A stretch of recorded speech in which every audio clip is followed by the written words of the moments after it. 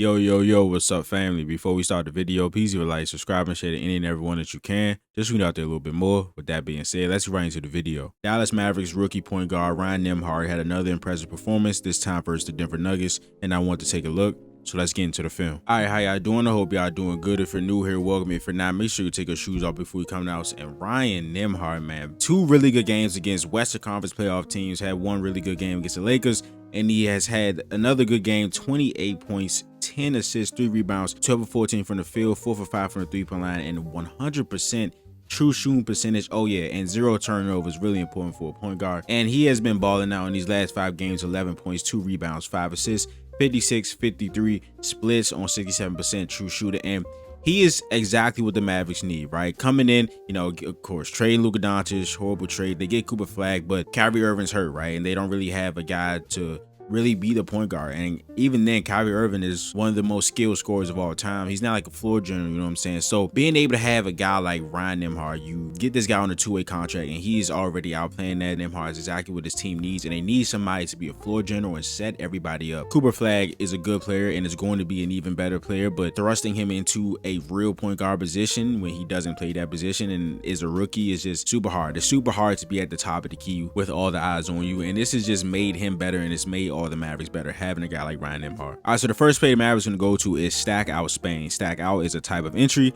It's when two players are stacked on each other. Well, the Celtics, they run it. You can run this a lot of different ways. It's called stack out. It could be horns out. Horns is when you have two guys at the elbows of the free throw line or close to it. All it is that the big will set a down screen for somebody to either cut to the wing. So it'll be to this wing or to that wing, right? So that's what happens. AD is going to set that for D'Lo. He's going to go to the wing, and then the Spain, of course, if you've been on my channel, you know the Celtics have run this a lot. Spain pick and roll is a back screen on the ball screener's man. So AD, of course, is the ball screener. He sets that on Cam Johnson. Then there's going to be a back screen from a shooter on the ball screener's man. This shooter, after he sets this back screen, can go out to the three-point line, right? So as that happens, right, sets a screen, good back screen by Klay Thompson on AD, on Valanciunas, which is AD's man, and Ryan Nembhard throws a great lob, which he's really adept at. AD gets fouled. He's also been really effective as a driver, 14.2 drives per 75 possessions, which is in the 92nd percentile, and he has a 19% drive assist rate. So when he's driving, he assists 19% of those drives, which is in the 93rd percentile. And here, again, they just need somebody that can be able to hand the ball and take all of the eyes off of a guy like Cooper Flag and even Anthony Davis, right? When you have somebody that can really handle the ball and pick and roll and be effective, it just helps everybody else. So here he drives, the Nuggets help right there. Valanciunas, and Tim Hardaway finds himself in a cover 2 situation with D'Lo in the corner and Najee Marshall. Nembhard makes the right play, gets the hockey assist there.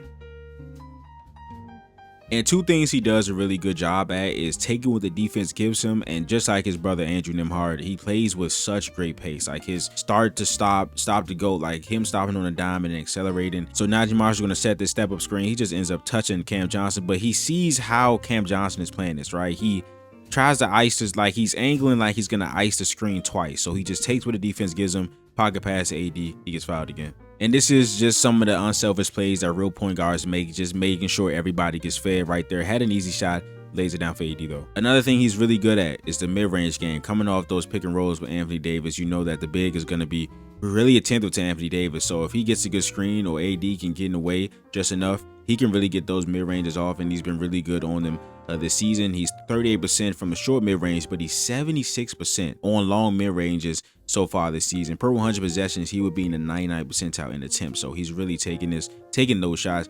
Also, he's 43% from 3, so that's also something you have to watch out for. But on creation plays, so creation plays are ISOs, pick and roll handler, or post-ups. Of course, he's not posting up. So as an ISO player or a pick and roll handler, which is mostly a pick and roll handler, which is what he's really good at, he has a 75 true shooting percentage, which is 21.3% higher than league average.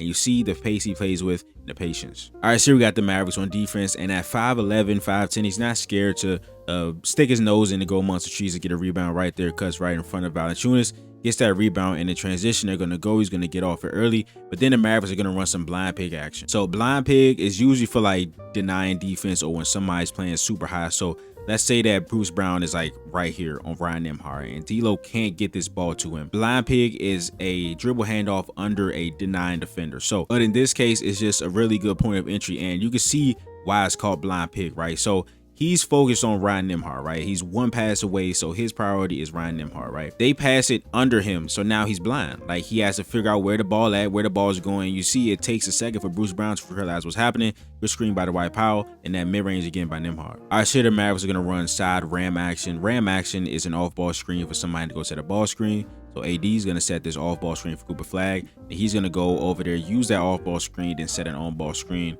on Jamal Murray. So, and we also talked about like Ryan Nembhard in these creation play types as a pick and roll handler. That mid-range is deadly, but look at the pace, right? So he comes off as slow, and then he use that push dribble to get that separation, speeds up, and a fadeaway. All right, so here we have AD in the post, but this play doesn't start until Ryan Nembhard does this, right? So he gives the ball to AD, right? But he has to eliminate this help. AD can't drive this way because Peyton Watson is sitting right here. So he cuts, that eliminates the help for just that much of a second. And if you've been around my channel, you've heard me say half a second or half a step. That is all NBA players need to create advantages, right? So now that Peyton Watson is no longer right here, he's backed up. As Max Christie comes over to the three-point line, now it's a longer closeout.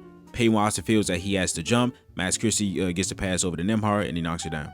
And again, here he is in the pick and roll with Anthony Davis, being able to get this against a drop big like Nikola Jokic. And one thing I love that I saw many times from him, a lot of illegal screens are the point guard's fault, because the point guards don't wait for the guy to set the screen. Then they have to, you know, change the angle, or they have to like overcompensate for the speed that the point guard is going in because they actually have to set the screen. We talk about that pace. That pace also helps his big man. He just stops completely, allows Eddie to get there, and again hits another mid-range.